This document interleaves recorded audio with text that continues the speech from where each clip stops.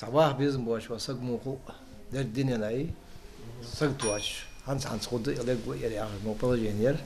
Температура под 40, нехватка воздуха и слабость во всем теле. Так описывает свое состояние Адам Тачиев. COVID-19 результат положительный. С таким диагнозом его перевели в инфекционное отделение Малгобекской районной больницы.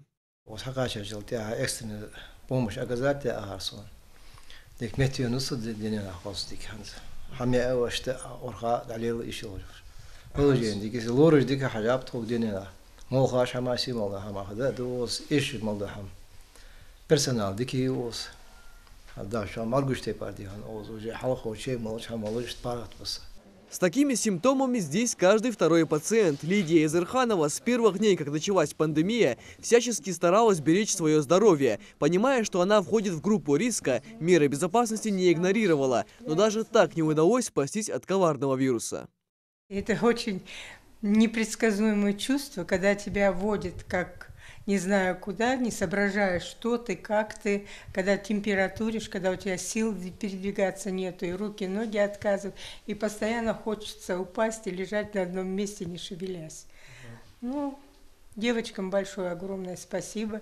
Лечащий врач у нас очень хороший, всегда нас каждый день проверяет, все наши жалобы выслушивает, если что-то есть, всегда пишет уже предписание, что-то для улучшения нашего здоровья. Более того, с наступлением холодов резко возрастает число больных гриппом и простудой, что еще больше усугубляет ситуацию. С начала осени в Малгобекскую ЦРБ поступило более сотни пациентов с COVID-19, 9 человек в реанимации в тяжелом состоянии и 3 на искусственной вентиляции легких. Учитывая то, что большинство пациентов уже приходят на стационар уже самолечением занимавшиеся, естественно, их лечить уже тяжелее, потому что дома они уже использовали все возможные методы.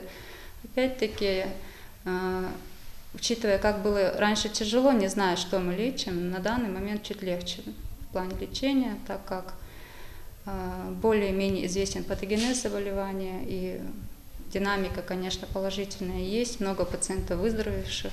Ученые выяснили, что одно из самых распространенных осложнений при тяжелой форме ковида – это формирование внутри кровеносных сосудов сгустков крови, тромбов.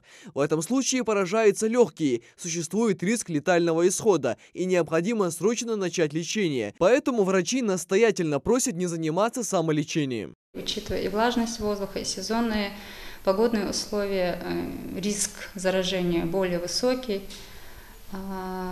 Соблюдать правила гигиены, это мытье рук, это в скученных местах надевание масок. Естественно, менять эти маски в течение часа, чтобы они были наиболее эффективны.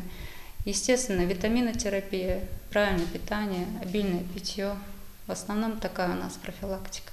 Вакцинации в настоящий момент подлежат только работники красной зоны, которые находятся в категории особого риска. С 2021 года препарат будет доступен для массового применения, а пока что врачи призывают следовать всем профилактическим мерам и рекомендациям. Михаил Тангиев, Майрбек Мержоев, Новости 24.